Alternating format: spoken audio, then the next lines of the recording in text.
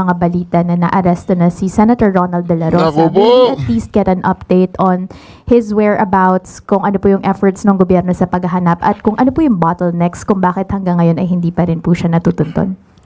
Meron na pong binigay na update si Secretary John Vic Rimulya patungkol po dyan at tuloy-tuloy pa rin po ang operasyon para sa pag-aresto kay Senator Bato de la Naku Rosa. po.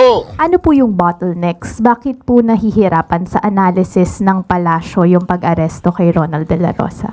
Kinwestiyon ng ilang mambabatas kung bakit Ito, malinaw na malinaw mga kareaksyon. Nasimot ang bilyon-bilyon confidential fund ni Bangag. Hindi lang bilyon-bilyon, talagang bilyon-bilyon. 5 billion. Habang si BP Sara, 125 million galing pa sa kanya. Private capital po ang nag-fund sa kanila at lahat ng initiative and research ay nanggaling sa kanila. Pero ano po ang pagkakaiba nila sa Philippines? Number one po, yung NASA po, ang budget po ng NASA sa Amerika ay napakaliit lamang kumpara sa private funding para sa space program ng Amerika. Kaya sila thriving is because of private funding and private initiative. And because meron po silang regulatory environment doon na nag-aalaw ng pag-flourish ng mga space programs sa kanilang bansa. Dito po sa Pilipinas, kung ang sasabihin lang ni BBM ay magiging successful ang ating space program. Walang kwenta ang gobyerno natin, walang kwenta. Ikulong ang dapat ikulong. Ay pakawalan yung mga hindi dapat na nakakulong. Panagutin ang dapat panagutin. Bakit ka nandito? Nakita ko kasi sa TV na nagpapagawa ka ng racket. Sasakay sana ako para makauwi na ako sa planeta namin.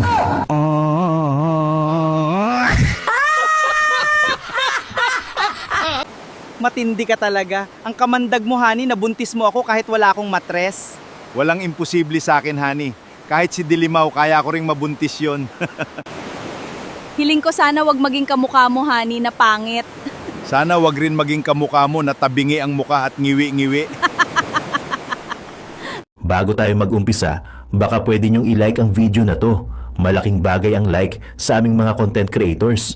Maraming salamat po.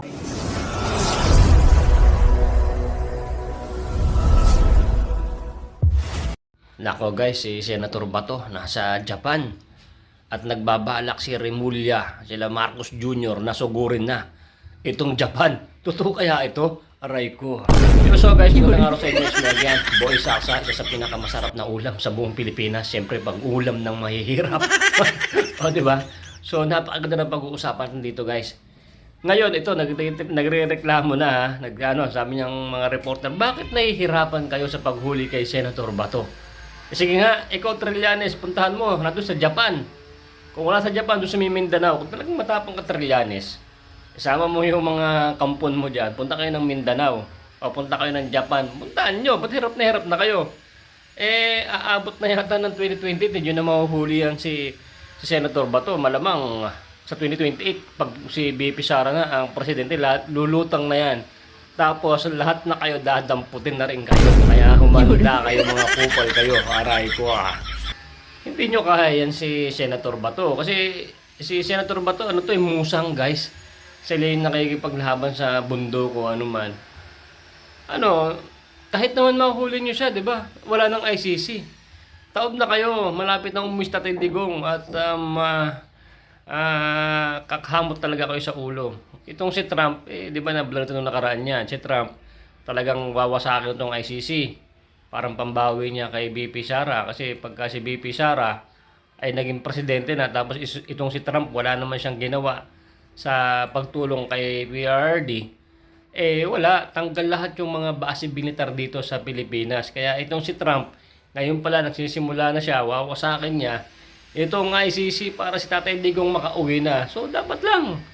Para makauwi na si Tatay Digong at makita pa namin siyang buhay. Grabe. Magpapainom talaga ako pag si Tatay Digong nasa Pilipinas na at pupunta kami sa Davao nito, Tol J. Guevara, nalang Boss Barat Bay. Sama ako doon, di ba? Nako, eto pa guys. Si Marcos Jr. sa video na to, nakita nyo yung preview, tapusin nyo hanggang sa dulo guys. Nako, wala na rin daw, ubos na rin daw yung confidential fund ni Marcos Jr. No, nasa 5 billion, di ba?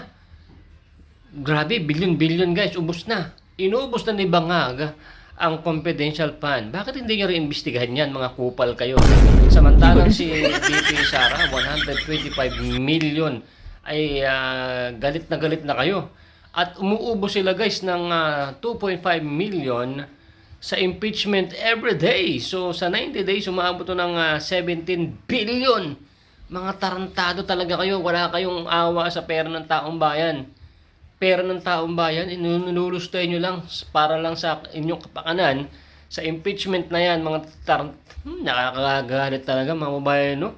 Biruin mo, 17 billion o 7 billion ba yun? Yung sinasabi ng ang estimated ko, estimate nyo nga, 90 days. 90 days time is 2.5 million. 17 billion yata yun, guys. Sa hinahabol lang nila kay BP Sara is 125 million. Ganong katarantado talaga itong mga animal na to. At yun na nga, wala silang awa sa Pilipinas. Do? Hindi naman nila kasi pera yan eh. Kaya nila ginagawa yan kay BP Sara, siyempre delegado sila. Pagdating ng 2028, itong si Dilima, nakakagigil itong punyetang babae na to eh, no? Yan, yung mga pagmumukha ng mga yan. Ibalik sa kulungan yan, guys, no? Ibalik. Dapat lang talaga ang mga pagmumukha, ang mga pangit na yan sa kulungan talaga. Di ba? Yan, sila tulpo. Walang bearing yung mga yan. Lagot talaga kayo. Nauto nyo ang Pilipino, no? Noong kayo ay hindi pa senador. You know, sabi nyo, kayo ang magkapatid, puta, kayo na rin pala ang uubos din ng kaban ng bayan eh. Kaya guys, sa 2028, alam nyo na, hintayin nyo yung mga vlog namin kung sino iboboto natin na talagang may bearing, no? Hindi tulad ng mga mangloloko, mga scammer, magnanakaw. Kaya ngayon, puro baha, di ba? Puro taas ng presyo. Di ba? Tinan nyo si Marcos Jr. Yung sabi niya na taas ang sweldo. Wala, di ba? Sabi ko sa inyo eh. Sinungaling yan eh. Di ba? At tapos ngayon sa video na to, tinan nyo, napanood nyo maglulunsad pa si Marcos Jr. Bangag ng rocket papunta ng ibang planeta. Siguro kaya siya maglulunsad ng rocket at magpapaiwan na siya doon sa ibang planeta kasi hindi na siya makukulong, doon na siya. Ito mong kalokohan, no? Hirap na ang Pilipinas, no? Naisip pa niya magkaroon ng magpalipad ng rocket dito pa sa Pilipinas, no? Grabe talaga, napakabanghag talaga ng presidente niyo na yan. Sip-sip pa more, rocket pa more. So, ganito guys, napakaraming magagandang marites dito sa ating video. Panoorin nyo hanggang sa dulo guys. Dito naman tayo ulit makipanood ng full video kaya Boss Reaction TVPH nagbabalik. At sana supportan nyo, subscribe nyo po kami mga kababayan. Huwag nyo pong kakalimutan i-like tong video na to para makakaabot pa sa mga kababayan natin na malaman nila na ganito na ang Pilipinas, no? May racket na. Utang na. Napakahirap ng Pilipinas. Unahin mo pa Marcos Bangag yung ang racket na yan. Siguro diyan ka sasakay nila diyan ako sasakay ng mga kampon mo para magpaiwan na kayo sa ibang planeta. Di ba? So guys, kung umabot kayo sa video na to, shoutout po sa inyo. Huwag kang aalis, huwag ka muna mag-comment, panoorin nyo muna yung full video. At sana iwanan mo ng bakas itong video na to ng like lang. Ayos na yan. Pusuan mo pa, mas maganda mag-comment ka. Binabasa ko yun naman yung mga komento nyo. Okay, play mo na yan boy. Andal-dal mo. Let's go.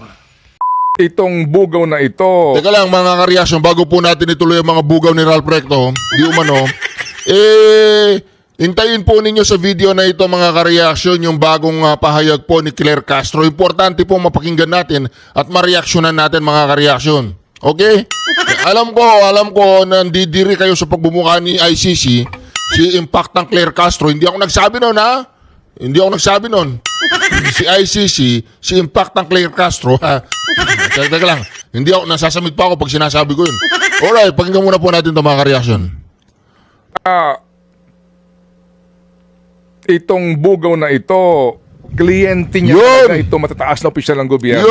At talaga hong may engagement ng mga talents niya sa mga taong ito. Kaya din naman may mga kwento-kwento na kaya malakas ang loob kasi naging client na nila yung matataas na opisyal ng gobyerno. Oo. Ang ano po dyan mga kareaksyon, ang kakaso po nila kay Jing Paras, human trafficking. Ang human trafficking mga kareaksyon, walang piyansa yan. Kung hindi nila kayang ikulong si Leandro Leviste sa solar farm nang walang piyansa, sa plunder charge, ay dito mga kareaksyon pag nagkataon, human trafficking, wala rin piyansa yan mga kareaksyon, makukulong walang piyansa. Pero kapag napatunayan na talagang itong si Maiden Recto, sa gawa sa recto ang mga katarantaduan na yan, gawa sa recto yan human trafficking din yun. Ako mga kareaksyon. Well, yung possibility po na yan, tinitingnan natin. Actually, we have the access po ngayon sa kanyang gadget, yung telepono, because that is a subject of the operation. But just the same, we're applying for a cyber warrant para po makita namin. Although, siya naman po, voluntarily, sinishare niya yung mga information doon sa telepono. And I have to admit, Kated, meron pong mga nandun sa phone book ng telepono niya na mga medyo kilala pong personalities. Nitong Bugaw. Opo. In other words, contact siya nitong mga personalities na ito kung kailangan nila ng serbisyo ng kanyang mga talent. Well, that is something that we cannot assume yet. Basta ang sinasabi ko po, pag nakita po natin yung kanyang cellphone, yung phone book, makikita natin po, i-check pa rin po natin kung yung pangalan ay tumutugma sa actual na numero. Kaya nga po, sabi ko rito noon, parang Epstein yung pagkatao nito kasi yung mga binabanggit na pangalan, nung kanitunang kinakausap natin, may mga may mga kilala talaga, mga men in uniform, mga matataas na tao, mga negosyante, mga politiko. So, yun po yung isang tinitingnan po natin dito, Kated. Okay, sige. So, natin po kailangan po papalalimin. sige po. So, hindi ito usapin na nagpaplano sila para kapag kinuha itong mga talent niya para bagang i-entrap yung opisyal, kung hindi gagawa-gawa ng kwento kahit na walang ganoong senaryo. Yung pong sinasabi ho ninyo na pinanggagalingan ito. But again, ngayon po, hindi pa ho natin may tuturing na talaga pong may kaugnayan dito si Ginoong Leviste o si Attorney Jing Paras, kasi nga po yan po kwento pa lamang noong pong talent manager para ho natin may klaro lamang, Attorney, no? Tama po. Mga kareaksyon, palagay ko mga kareaksyon na nangyayari dito, nagki-clean up operation po kasi parang sisingaw na po ang mga katarantaduan ni Ralph. Kunin yun, yung mga testigo nila has already validated na yung audit nila is temporary, regulatory, not final. Yun! Ang sabi, destroyed lahat yung article na yun.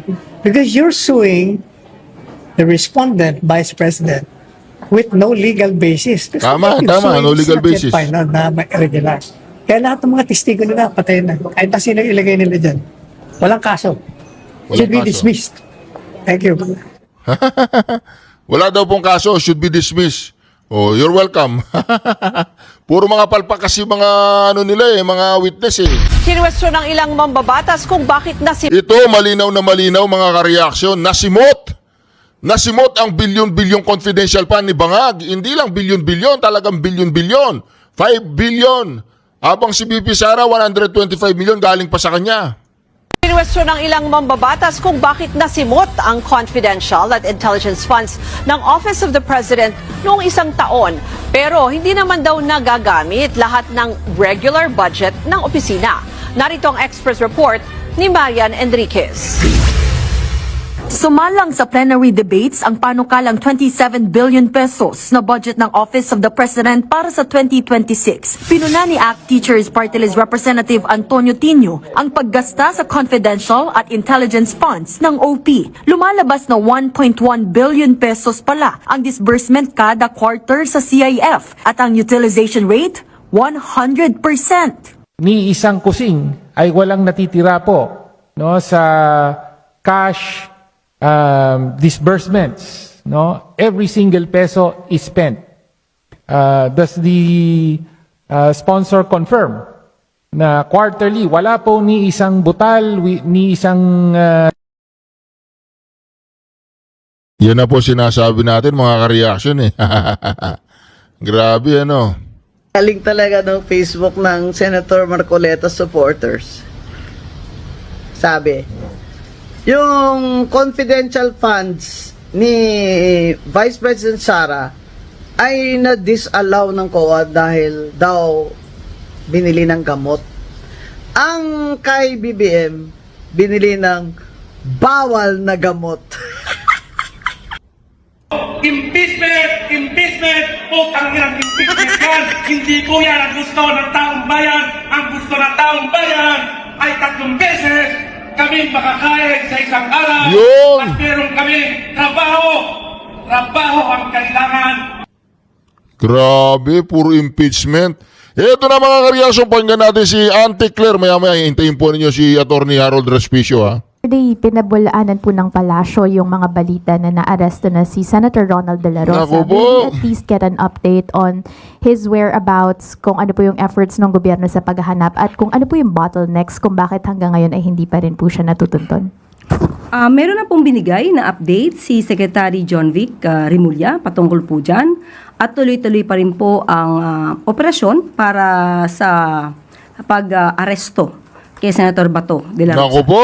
Ano po yung bottlenecks? Bakit po nahihirapan sa analysis ng palasyo yung pag-aresto kay Ronald De La Rosa? Hahayaan po natin ang DOJ at ang DILG na siyang sumagot po dyan dahil sila po ang nakakaalam kung anong operasyon ang kinakailangan para po mabilis na maaresto si Senator Bato de la Rosa. Follow-up question, Ivan Mayrina, GMA7. Related question, ma'am. Is there a standing order from the President to have Senator Bato arrested? Yes. Still, there is. Thank you. Grabe, diretsaan po yun, ha? Meron standing order si Bangag kay Bato na maaresto. Grabe po, ha? Tingnan natin kung mauuli nila si Bato ng buhay. Another follow-up, Harley Balbuena, IBC 13. Hi, Yusek. Yusek, will there be any possible charges against those who spread or posted fake information regarding Senator Bato de la Rosa? Will the PCO Anti-Fake News Desk act on it? Ako? Nakausap po natin mismo sa Secretary Dave Gomez at ipinag-utos na rin po niya sa Anti-Fake News Desk natin na tignan lahat ang nagpapakalat ng mga fake news katulad ng nangyari dito sa di umanong fake news. Pagpapaaresto kay Senator Bato de la Rosa at titignan din natin kung ito ba ay malisyoso. At atin ding hinihingi ng tulong, hindi lamang sa parte ng gobyerno, kundi sa parte na rin ng mainstream media. Grabe. Inaasahan po kayo ng gobyerno na makipagtulungan din po dahil kung alam natin na ang source ay walang kwentang source, siguro hindi po natin dapat na maging sanhi na rin tayo na ito ay makalat. Maraming salamat sa inyong tulong. Follow-up question, Kat Domingo, IBC7. Ano po yung possible penalties na pwedeng ipataw doon sa mga mapapatunayan na nag-violate ng or nagpakalat ng fake news about this incident? Tingnan po natin, inaaral pa po kung ano yung mga naipakalat, kung paano naipakalat, at ano yung mga mensahe. Yan po ay bubusisiin muna. At kapag nakita namin kung ano ang dapat na ipataw, ibibigay po namin sa inyo kung anong... Ikaw ang number 1 fake news sa Pilipinas, hindi mo alam? Ikaw ang number 1 fake news sa Pilipinas, hindi mo alam? Hindi ka fake news. Okay, tuloy. Kaso ang pwedeng isampa sa kanila. Pero hindi po ito tutulugan ng gobyerno. Lahat po ngayon ng fake news, hindi man ito, talagang pinatututukan na po ng PCO. Another follow-up, Maricel Alili, TV5. Fake news. Yusek, just one quick. May idea na po ba tayo or at least hinala kung kanino nanggaling tong misleading information? Kahapon nung tinanong ko rin kayo, MPC, kung saan nagmula, meron kayo ibinigay sa akin mga ibang impormasyon. Pero hindi po tayo titigil doon. At tignan po natin. Kasi kung sila man nagsimula, pero meron syempre mga troll na nagpakalat nito. Sunod po na tanong, Ann Soberano, Bombo Radio. Ayusek, good afternoon po. Good afternoon na po. Kahapon po ang day 13 ng impeachment trial. Marami pong naibunyag ang testigong si Attorney Wamil. Kaya hingi po sana po ng reaksyon from the palace sa naging desisyon po ng Supreme Court na ibinasura ang mga petisyon na kumu-question po sa impeachment process at kung may pahayag na rin po ang Pangulo since day 13 na po ng impeachment trial, kung meron po, Yusek. Thank you. Patungkol po sa Supreme Court, nag-decision po sila na ibasura ang nasabing dalawang petisyon dahil ito ay naging moot dahil wala na nga sa kamay ng House of Representatives ang usapin at ito ay nasa Senado na bilang impeachment court. So nararapat lang po siguro ito ay ibasura. At alam din man po natin na ayon din sa House of Representatives ay tumugon sila kung ano ang isinasaad at sinasabi ng pinakahuling desisyon patungkol sa proseso ng impeachment proceedings. Patungkol doon sa kung ano ang reaksyon? Kung may reaction po si Pangulo, ma'am, sa Day 13 ng impeachment trial, marami po kasing naibunyag yung testigong si Attorney Wamil. Personally, para po kay Pangulo ay hindi po siya magbibigay ng anumang komento patungkol dyan dahil ang nais lamang po niya talaga ay masunod ang proseso. Yun naman po lagi ang sinasabi ng Pangulo, masunod ang due process, masunod ang proseso, kung ano ang sinasabi ng batas. So kung ano yung sinasabi ng batas, kung ano yung sinasabi ng ebidensya, sana ay wag walisin, wag linisin, at pahinain ang katotohanan at lihisin ang kung ano ang sinasabi ng batas. Marami po kasing lumalabas sa impeachment ayon sa PCO na nag-aaktong mga lawyer. Lawyer, tuloy. Na hindi dapat dahil... Tama na. Nakakabwisit ka. Alright, dito muna po tayo mga karyaso na. Ito ang iniintay natin mga karyaso. Dito po malupit po ito mga karyaso. Pagkakam po natin ha. Alright. Na pinakamahaba niya. Mulan na natin. Yeah, buddy! Yeah, buddy! Excited ako dito. Pangulong BBM, ang kanilang ikalimang State of the Nation address. Yeah, buddy! Higit kumulang ng 1 oras at 25 na minuto ang talumpati. Wow, naramdaman nyo ba yon? Ang haba, no? Ito ang itinuturing na pinakamahaba niya mula noong magsimula ang kanyang termino. Narito ang pangunahing highlight at direktiba ng Pangulo. Number 1, accountability at anti-corruption. Imbestigahan ng flood control at issue sa Kamara. Binigyan din ang mga kasong isinampa kaugnay ng flood control projects anomaly. Sinuportahan din niya ang investigasyon at pagsampa ng kaso ng Ombudsman laban sa mga nasasangkot at last At ang mensahe ng Pangulo ay, hindi ako Pangulo ng aking pamilya, hindi ako Pangulo ng aking kaibigan, ako ay Pangulo ng Pilipinas. At ang tungkulin niya ay sa taong bayan. Alright, yeah buddy, that's nice. Sir, I think it's time na simulan na natin ang pagsampa ng kaso sa mga nagnakaw ng pera ng taong bayan. Sino po ang ikukulong natin? Si Zaldico? Si Romualdez? Ano po ang ebidensya na pakikinggan natin? Yung sa 18 Marines. Ang hinihiling po ng taong bayan ay huwag niyong gawing state witness ang kanilang itinuturo. Huwag niyo po sanang ikulong ang mga nagsasalita. Nasaan na po kaya yung mga nagsasalita ngayon? Nasaan na po ang nagpasimuno ng Blue Ribbon Committee? Saan na po yung magaling na nagtatanong sa Blue Ribbon Committee? Nandun ba siya sa impeachment trial? Yun ang hinahanap natin ngayon. Si Senator Marcoleta nasa kulungan. Kung sino pa yung nagpapasimuno, siya pa yung nasa kulungan. Pero ngayon po, hinihintay na po ng taong bayan, Mr. President. Umpisahan nyo ng magpakulong ng mga nasasangkot dahil ang tagal nang nagsasalita ang taong bayan at last, sir, simulan nyo na sila ay panagutin. Hindi lamang ang mga nagsasalita laban sa korupsyon, baby! Alright. At ang susunod na balita, nababawing pondo umabot sa humigit kumulang ng 25 billion ang pampublikong pondong na-freeze o recovered, habang higit 800 million na ang naibalik sa Bureau of Treasury. Wow! First time po nating narinig yan. Kailan po ba kayo nakarinig ng isang gobyerno kung saan ang mga nagnakaw ay pwedeng magbalik agad-agad bago pa sila kasuhan? Pwede kayong mag-negotiate. Pwede po kayong mag-compromise. Tama kaya yun? Sang-ayon ba yun sa batas? First time ko po makarinig ng ganyan proseso. Alright.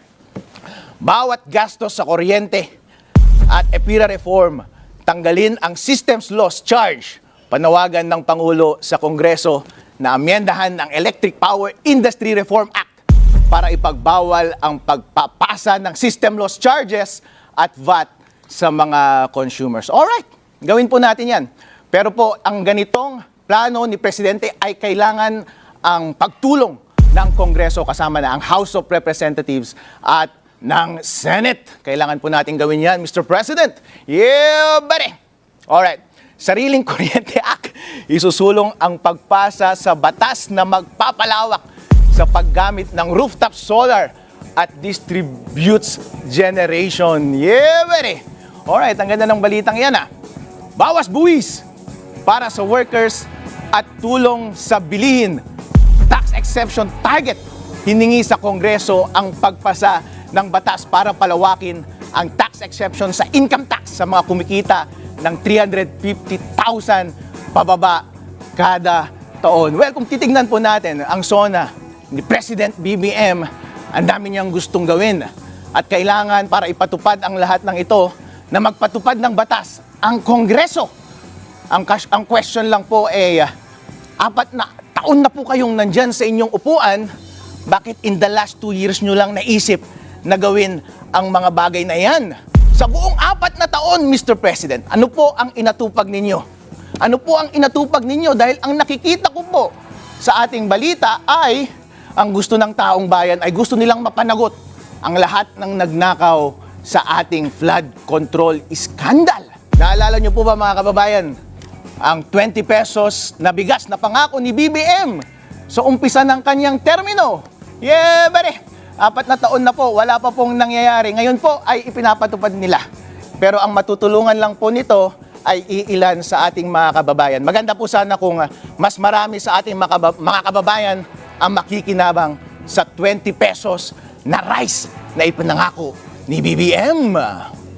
Agrikultura at infrastruktura, modernisasyon, paggamit ng satellite monitoring, AI at solar-powered irrigation systems sa mga magsasaka.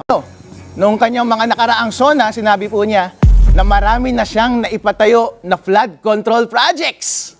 Yun po ang mga highlight ng kanyang mga nakaraang SONA. Kaso nga lang po, ngayong taon ay lumabas na ang dami palang mga ghost projects sa flood control project. Pinaghahati-hatian nila ang ating budget at sabi ng mga reports ay trilyong-trilyong salapi ang naibulsa ng gobyernong ito. Kung titignan natin in isolation ang kanyang mga sinasabi, masarap pong pakinggan. Pero mas marami pong nasabi sa mga bagay-bagay na hindi niya nabanggit. Para po bigyan ko kayo ng konteksto, ang annual budget po natin ay 6 trillion pesos. 6 trillion pesos po. Hindi po niya binanggit doon kung how much of that 6 trillion pesos went into actual service. So sa mga binanggit niya po na mga successful na programa na kanyang ginawa, magkano mula sa 6 trillion pesos ang nagastos para dito at gaano ka-efficient ang ating gobyerno. Kaya po nahihirapan ang ating taong bayan na husgahan ng kanyang performance dito sa napakahabang SONA na ito dahil marami pong nabanggit na mga successful na programs pero wala tayong framework against which to judge yung performance ng ating presidente. Inuulit ko po, 6 trillion pesos ang budget para i-implement ni BBM sa isang buong taon.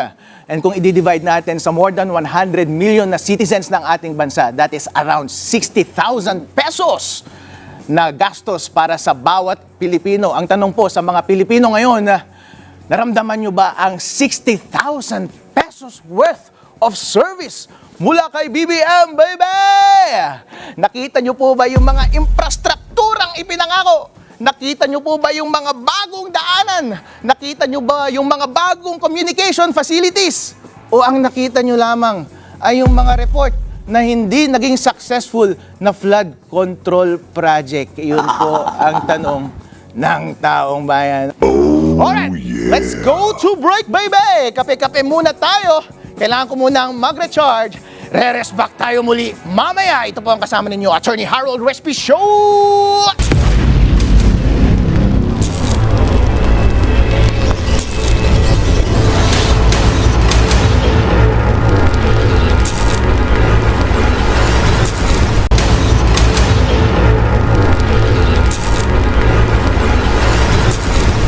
nilang itigil ang korupsyon, panlilinglang at ang mga pagnanakaw nila sa ating bansa sapagkat ang unang naapektuhan ay ang mga ordinaryong mamamayang Pilipino. Naramdam ko ang nagiging hirap ng mga mamamayan.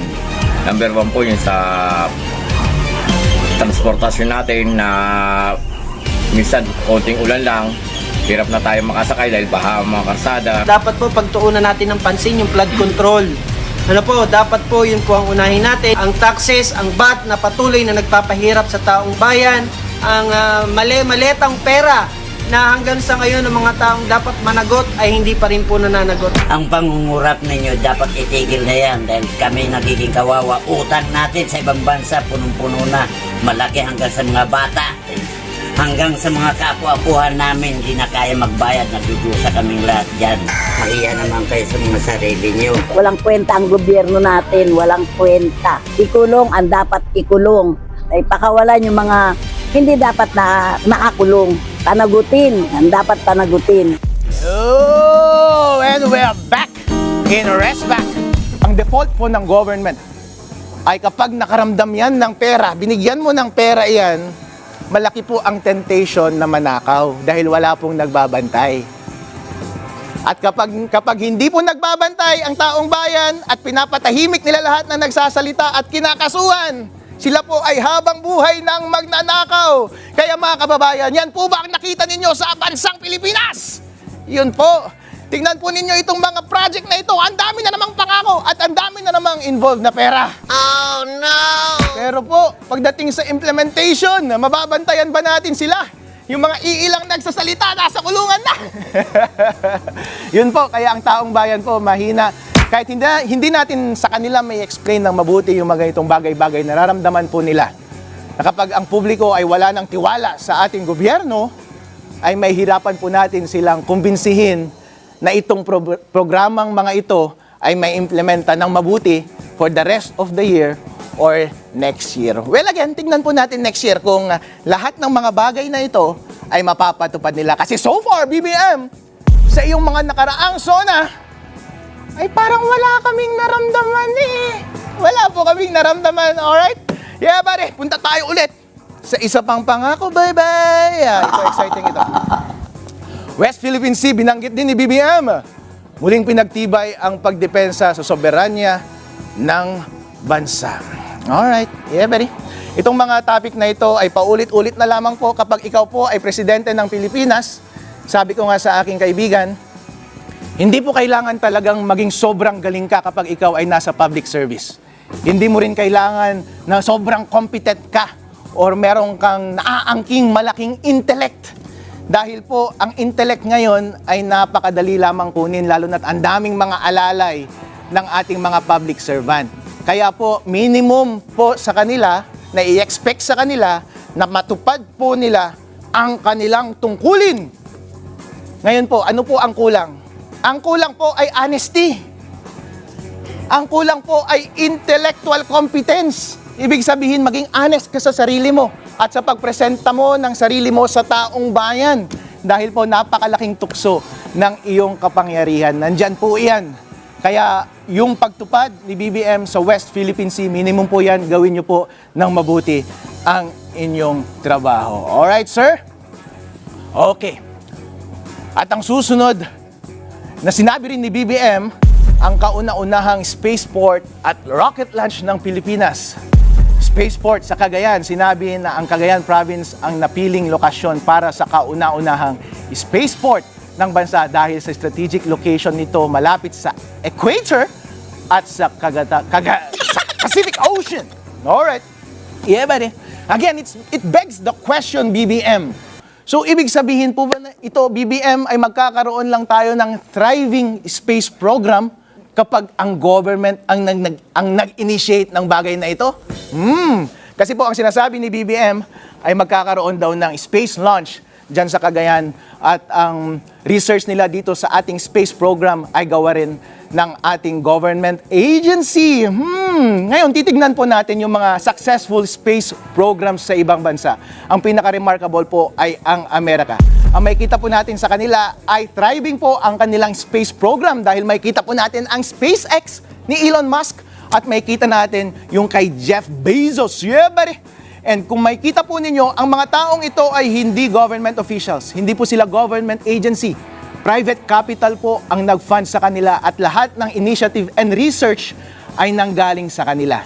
Pero ano po ang pagkakaiba nila sa Philippines? Number one po, yung NASA po, ang budget po ng NASA sa Amerika ay napakaliit lamang kumpara sa private funding para sa space program ng Amerika. Kaya sila thriving is because of private funding and private initiative. And because meron po silang regulatory environment doon na nag-aalaw ng pag-flourish ng mga space programs sa kanilang bansa. Dito po sa Pilipinas, kung ang sasabihin lang ni BBM ay magiging successful ang ating space program kapag in-initiate ito ng government through the Space Research Agency ng ating gobyerno, medyo hindi po ako positibo dyan sa bagay na iyan.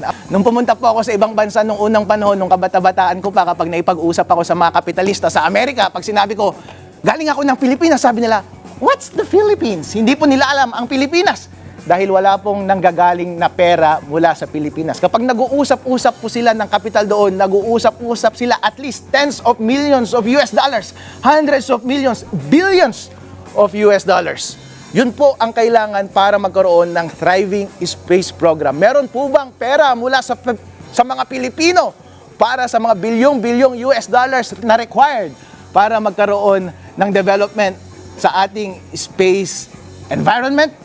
I don't think so po. Kaya BBM, kung gusto po nyo po na maging successful ang ating space program, buksan nyo po ang investment environment, ang regulatory environment para sa foreign capital na pumasok sa Pilipinas at pabayaan nyo silang mag-research dito, magtayo ng mga kumpanya dito, na mag-hire ng mga matatalinong utak mula sa ibang bansa at ilagay nila sa ating bansa. Yun po, magkakaroon po tayo ng space program dito. Wag po kayong mag-alala na maaagaw nila ang trabaho mula sa mga Pilipino dahil I don't think na merong sufficient intellect or competence ang ating mga Pilipino pagdating sa rocket science. Alright? Bottom line, BBM, pagdating sa iyong rocket, libre lang pong mangarap. Gawin natin yan, gawin nating thriving yan. Pero po, i-implement ninyo ng mabuti. I think mag-uumpisa po yan by amending yung environment natin ng foreign investment dito.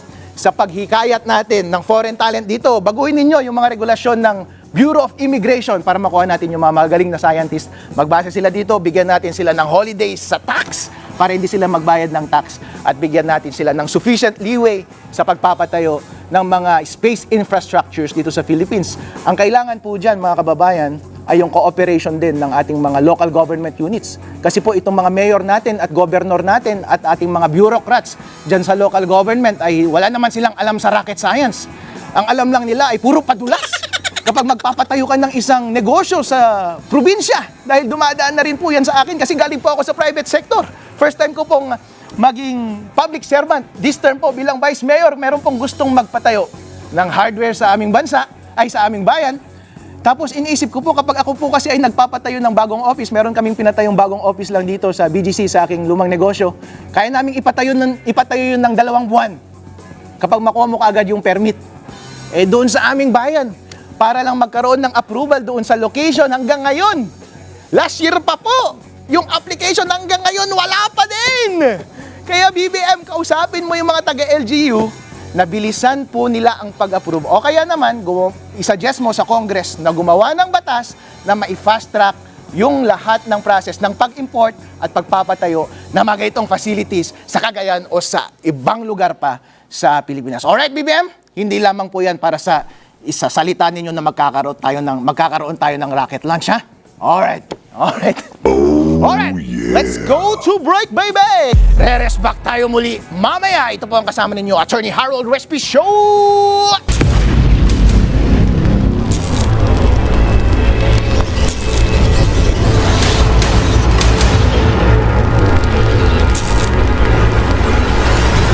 Kami mga manggagawang Pilipino, nagpapakahirap kaming magtrabaho.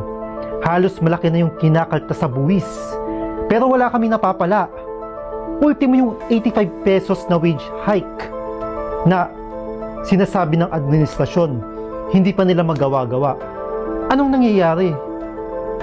Hanggang dito na lang ba tayo? Papaasahin na lang ba kami? Kayong mga tiwali sa gobyerno, simula pa lamang na nagtaas ang gasolina, mga diesel, mga bilihin, ito ay napakahirap sa mga mamamayang Pilipino, lalo sa mga ordinaryo kagaya namin. Isa sa mga nagpapahirap sa amin ay malimit na pagbaha. Kahit sa simpleng pag-ulan ay bumabara na sa dulot ng flood control scandal na hanggang ngayon ay wala pang napapanagot. Ikulong na yung may mga sala, hindi yung ikulong yung nagbubunyag ng mga katotohanan. Dapat uminto na sila sa kanilang ginagawa. Hindi na sabihin na bendalo. Dapat ipatubad natin ang tamang batas. Yun. Respect!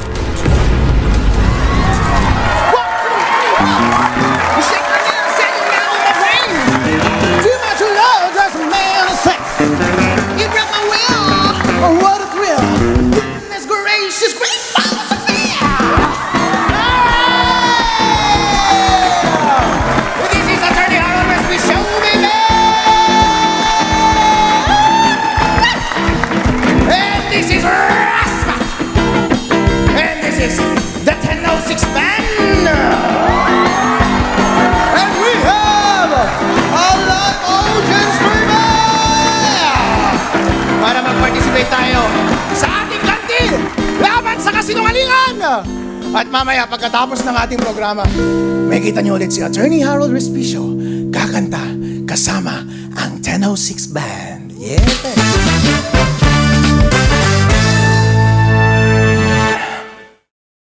Alright. Well, back folks. 1006 Band. Nice one. Nice one. Alright, be prepared folks. And we'll rock later. Okay, magbalik po tayo sa mga pangyayari sa ating bansa noong nakaraang linggo at ang komento ni Attorney Harold Respicio tungkol sa mga bagay na yan kasama ng ating taong bayan. Ang kasama natin sa Pakihiganti para sa katotohanan. Ito po ang Respa kasama si Attorney Harold Respicio.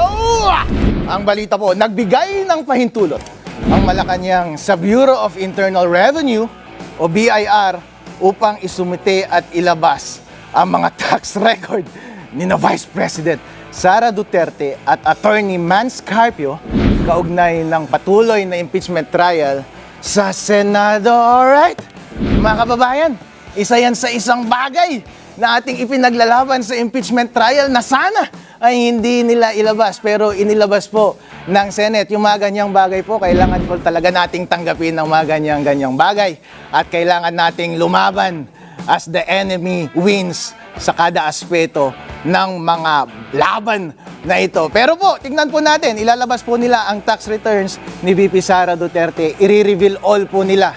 Ang tanong po, kapag nailabas po nila ang mga impormasyon na ito, sapat na po ba na magkaroon tayo ng conclusion pagdating sa pagkalap daw ng ill-gotten wealth ni VP Sara Duterte?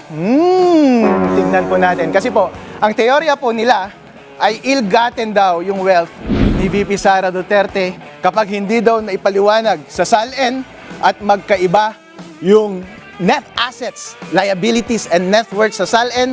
Sabi nila masyadong lumaki, pero hindi na ipaliwanag doon sa mga tax returns. Sabi nila ay ill-gotten wealth daw po. Pero sabi po ng Palasyo, sabi ni Auntie Claire, ang naturang clearance mula kay BBM ay bilang pagtalima sa subpoena na ipinalabas ng Senate Impeachment Court. So tignan po natin yan. Pero po, yung teoryang ganoon ay nanggagaling po yan sa forfeiture law na ginagawa ng ating ombudsman. Kasi po meron tayong batas sa Pilipinas na nagsasabi na kapag ang isang public official ay nagkamkam ng yaman na hindi na ipapaliwanag ng kanyang legitimate source of income, ay automatic ill-gotten at pwedeng i-forfeit. Pero tandaan po ninyo, ang framework ng batas na iyan ay specific doon sa forfeiture proceedings na iyon.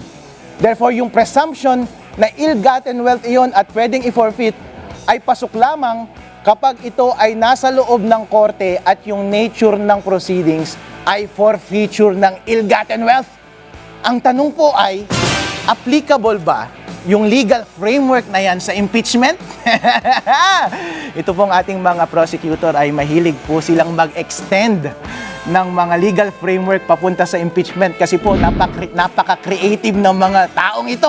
Sabi nga nila, sa sobrang creative ay nagke-create na lamang ng istorya at ng ebidensya. Tingnan po natin, ang akin pong submission ay kapag impeachment court yan at hindi for future proceedings, hindi po nag-a-apply yung forfeiture law, yung presumption ng forfeiture law na kapag hindi po magkatapat or hindi na ipaliwanag ng legitimate sources of income yung pagkakaiba ng yaman, ay automatic ill-gotten wealth na po yun. I don't think na mag-apply po yan sa impeachment proceedings. Pero sabi po nila, under po yan ng betrayal of public trust. Sabi po nila, ang betrayal of public trust daw po ay catch-all provision na kapag hindi siya pasok sa ibang grounds ng impeachment, dun mo daw dapat ipapaliwanag. I think po ay masyadong kabulastugan yung interpretasyon na iyon dahil po ang ating saligang batas ay nag-set po sila ng definite na grounds for impeachment. Therefore, yung mga grounds for impeachment po ay dapat maliwanag at magkakaparehong uri po dapat sila para po ma-justify ang pag-impeach ng isang impeachable official. Hindi po porket hindi nabanggit doon, ay ipipilit mo na lamang sa betrayal of public trust at kapag pasok na, pwede nang ma-impeach. Dahil kung ganun po sana ang intensyon ng ating saligang batas, edi ganun po sana ang pagkasabi niya. Sabi po sana ng ating saligang batas, basta meron kang nagawang pagkakamali na hindi pumasok dito sa ibang grounds, ipasok mo sa betrayal of public trust. Mali po.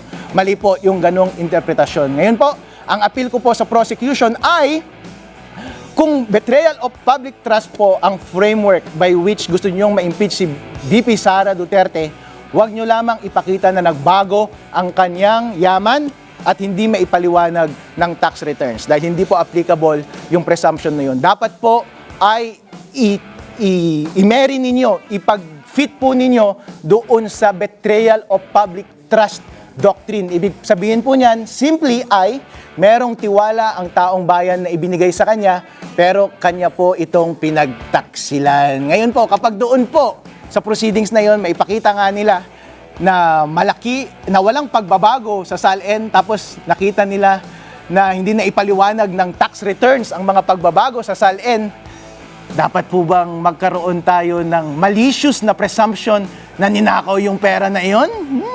Alright? Tandaan po natin na ang burden ng pag-prove ng guilt dito sa impeachment court ay nasa shoulders ng prosecution. At sabi nga ni Senador Defensor noon, ang burden of proof dyan ay less than proof beyond reasonable doubt na applicable sa mga criminal cases, pero higher than substantial evidence. So, ibig sabihin po, hindi po sapat na mag-rely lamang kayo sa prima facie presumption na ninakaw yung pera. Dapat po, meron kayong positibong ebidensya na ninakaw talaga yung pera. Hindi lamang na idineduce ninyo ang inyong malicious na pagtingin or interpretasyon base lamang sa SALN at tax returns. Kung beyond SALN, beyond tax returns, wala na kayong may pakitang ebidensya, I don't think may impute ninyo ang masamang gawain kay VP Sara Duterte kung wala kayong positibong ebidensya laban sa kanya. Dahil tandaan po natin, ang nature po ng impeachment proceedings ay mabigat. Yung mga grounds po na linay out sa ating konstitusyon ay mabibigat. Kaya nga po nakalagay dyan, graft and corruptions, plunder, other high crimes, mabibigat po itong mga bagay-bagay na ito. Kaya po, ang onus po sa prosecution ay patunayan din ng mabigat na kanya talagang binetray ang tiwala ng taong bayan. Sabi po ni Auntie Claire, binigyan na ng go signal ni Ferdinand Marcos ang paglabas ng ITR ni VP Sara Duterte. Abangan po natin yan. Mas maganda po ang ating diskusyon pagdating sa mga susunod na linggo. Kapag napag-discuss na po nila ang mga tax returns na yan at makikita na natin kung meron ba talaga silang positibong ebidensya na sabihin na nagnakaw talaga ng pera si VP Sara Duterte mula sa kaban ng bayan. Pero bago po ang lahat, mas magandang pag-usapan natin ngayon yung inilabas nilang dalawang witness ngayong linggo na ito na sinasabi na nag-withdraw daw ng malaking pera ang mga representatives ni VP Sara Duterte mula sa Land Bank. Yeah, buddy. Alright. Pinalabas na ng Senado ang utos kaugnay ng Article 2 ng impeachment complaint na tumututok sa usapin ng sinasabing unexplained wealth at mga pampublikong deklarasyon sa Statement of assets, liabilities, and net worth. Alright mga kababayan, kapag nakita na po natin itong SALN na ito, kapag nakita na po natin ang tax returns na ito, kailangan po tayong merong disiplina sa ating pag-iisip. Huwag po tayong malisyoso. Dapat po merong positibong ebidensya na nagsasabi na meron talagang ginawang masama ang ini-impeach na opisyal na yan bago tayo gumawa ng konklusyon na dapat siyang impeach. Lalo na po dahil napakabigat ang ating ini-impeach na opisyal ngayon, pangalawang executive officer sa ating bansa. Binoto overwhelmingly ng 32 million na Pilipino. Kaya po para ating kontrahin ang mandato ng ating bansa, ang mandato ng 32 million, hindi po pwedeng basta-basta chismis lamang. Mula sa SALN at mula sa tax return natin i-derive ang ating konklusyon pagdating sa guilt or innocence ni VP Sara Duterte. Yeah, buddy! Alright, maganda ba yung discussion na yan? Alright, mamaya po pag-usapan natin ang iba pang pangyayari doon sa impeachment trial at iba pang mga pangyayari sa ating bansa. Break muna tayo guys, sabi ko nga sa aking ex-girlfriend, break muna tayo, babalik si Harold Respicio para sa resta!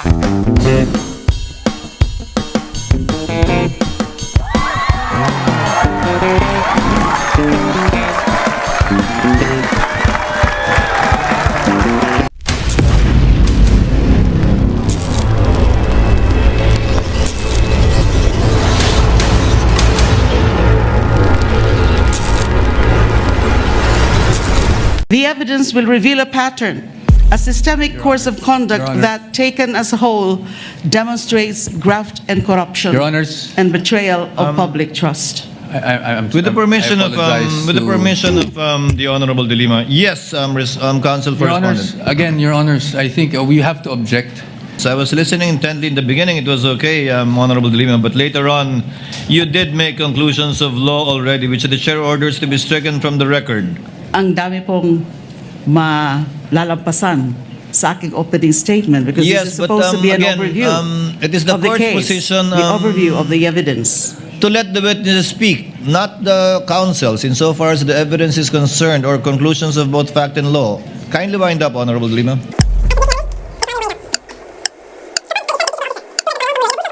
Hindi lang mga simpleng irregularidad ang nangyari. Objection, Your Honor. Malinaw Again, ito. objection, Your Honor. Honorable De Lima, I would have to stop This you. is out of I would line. have to stop you at this point. The continuing objection of the respondent is duly noted.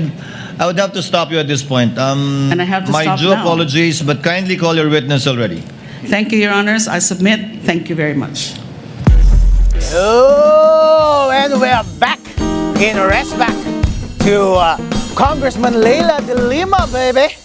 Sa kanyang opening statement, ang tanong po ng ating mga kababayan, allowed po ba ng impeachment court and impeachment rules ang mga ganyang opening statements and closing statements na argumentative? Ang sagot po ni Attorney Harold Respicio ay hindi po. Hindi po allowed ng impeachment rules at hindi rin po allowed ng rules ng korte yung mga ganyang opening and closing statements unless inalaw po yan ng judge. Kung babasahin po ninyo ang rules of court, ang impeachment rules, wala pong provision doon na nagpro-provide ng panahon para opening and closing. Ganon din po ang rules of court.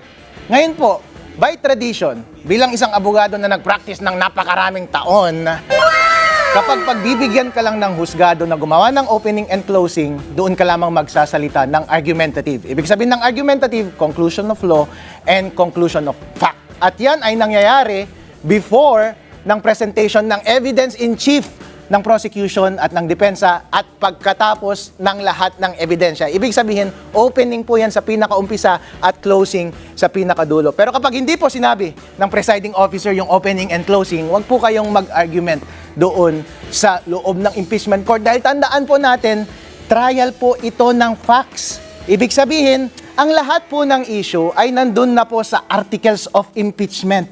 Nagkaroon na po ng pre-trial. Nasagot na rin po. Lahat po ng issue ay nagkatugma-tugma na. Hindi na po tayo nag-uusap kung anong batas ang applicable at ano ang nilabag na batas. Ang atin lang tinatry ngayon ay yung evidentiary facts, yung patutunayan mo lang base sa teorya ng iyong case. Ngayon po, may intindihan ba ng taong bayan? Pag base po sa rules lamang, hindi talaga maintindihan ng taong bayan yun. Kasi nga po, Ang gagawin po ng husgado dyan, ang mga husgado natin ay mga senador, babasahin lang nila yung complaint, answer, pre-trial, and then titignan lang nila yung issue, evidentiary issues, tapos dapat tatanungin lang dapat yung testimonya, yung nagte-testify, yung witness ng kanyang sagot base sa factual questions. Hindi po pwede ang conclusions of fact. Hindi po pwede ang conclusions of law. Hindi po sinabi na ninakaw niya yung pera. Hindi po pwedeng sabihin yun. Hindi po pwedeng sabihin na dinapag niya ang ganitong batas. Hindi po pwedeng sabihin yun. Kasi po, obviously, ang ginagawa po nila ng prosecution ngayon ay gusto nilang mag-appeal sa sentiment ng publiko. Kaso nga po, hindi naman po yun yung pinoprovide ng rules. Ang inspirasyon po yata ng ating prosecution ay yung mga sine na mula sa Hollywood, kung saan nakikita nila ng mga abogado ay dramatically nag-argue ng kanilang case doon sa jury. Dahil po yun, sa kanilang rules ay provided po yun. Dahil po ang jury, ang mga miyembro nun ay mga ordinaryong tao lamang. Kaya kailangan mong i-explain sa kanila yung teorya ng case mo, pwede kang mag-conclude ng law and fact. Pero po, dito sa framework ng impeachment trial, hindi po ganon dahil naka-layout na po dapat sa complaint, sa answer, sa pre-trial order, lahat ng issues at dapat ang gagawin lang natin ay tawagin natin yung witness. Wala na dapat opening, ang sasabihin na lang dapat, Your Honor, I call on our next witness. Sasabihin niya yung pangalan ng witness and then sasabihin niya yung purpose ng kanyang testimony. Dapat nga po, hindi na sobrang haba yung purpose nila. Sasabihin pa, dahil na papatunayan po namin na manager siya ng ganitong bangko, papatunayan po namin. Ama naming Diyos na makapangyarihan sa lahat, salamat po sa iyong pagmamahal na hindi nagmamaliw. Sa gitna ng kaguluhan sa aming bansa, turuan niyo po kaming magtiwala sa iyong hustisya at hindi sa hustisya ng tao. Linisin niyo po ang aming mga puso at ituro niyo po ang tamang daan ng katotohanan at pag-ibig. Tulungan niyo po kaming maging ilaw sa gitna ng dilim at ipakita sa mundo na may pag-asa pa sa pangalan ng aming Panginoon Hesus. Salamat po sa pag-ibig po ninyo at salamat sa pagdinig ng aming mga panalangin at iligtas niyo po kami. Sa pangalawa po niyong pagparito at patawarin po kami sa lahat ng aming mga pagkukulang at pagkakasala sapagkat ito po ang aming samutiling sa matamis na pangalan ng aming Panginoon Hesus. Amen. Sa lumang silid, mag-isa kang tahimik. Walang kamera, palakpak ay wala na. Ngunit sa bawat pader ng bayang iniwan mo, may pangalan mong di na mabubura.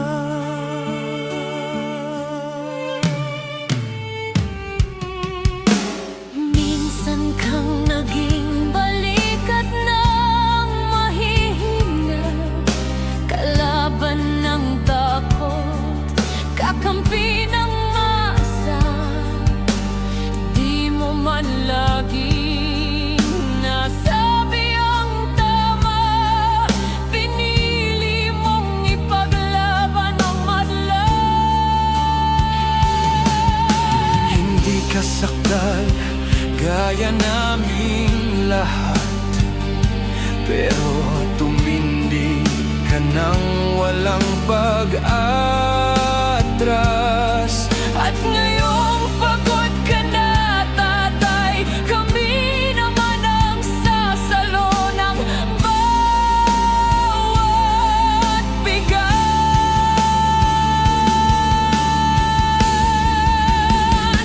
Hanggang sa dulo, ikaw ay mahal. Kahit papagod na ang iyong katawan. Tatay, salamat sa iyong paglaban. Ngayon, kami naman. Hanggang sa dulo,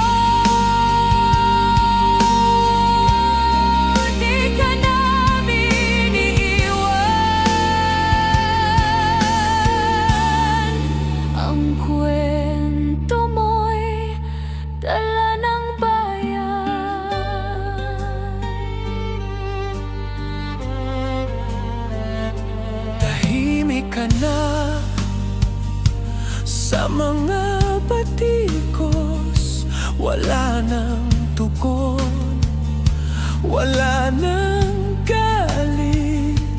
Pero sa mata ng mga maralita, naroon pa rin ang tapat mong alaala. Marami mang di nakaintindi, marami pa rin ang di nakakalimot. At ngayong wala ka ng kapangyarihan, tatay, Ang magtatanggol sa'yo ay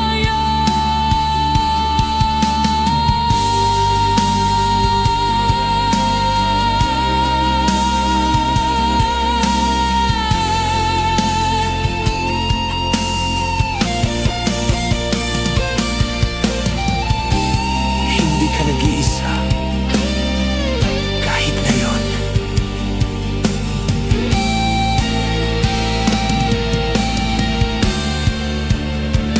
hanggang sa dulo, tangan ka pa rin. Sa puso ng batang minsan mong pinagkain, hanggang sa dulo di ka nag-iisa. Ang dasal ng bayan ay sa'yo pa rin. Katay kami naman ang lalaban sa ngalan mo, sa alaala mo. Hanggang sa dulo.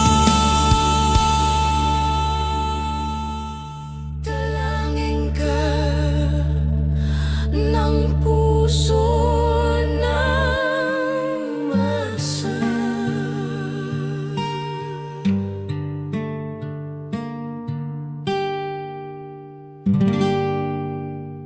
At yun na nga mga kababayan, ano na ang masasabi mo?